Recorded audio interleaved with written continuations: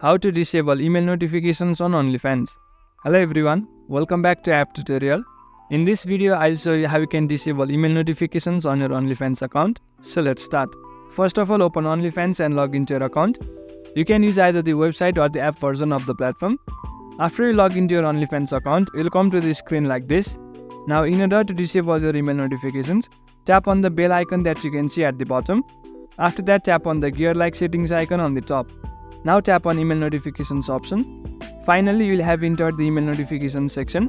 Now if you want to disable some particular notifications, you can scroll below and disable those specific ones.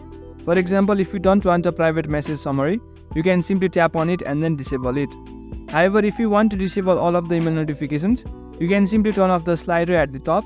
As you do that, the email notifications will be disabled.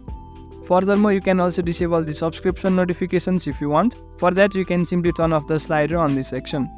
As you do that, the email notifications will be disabled on your Onlyfans account. That's it for the video.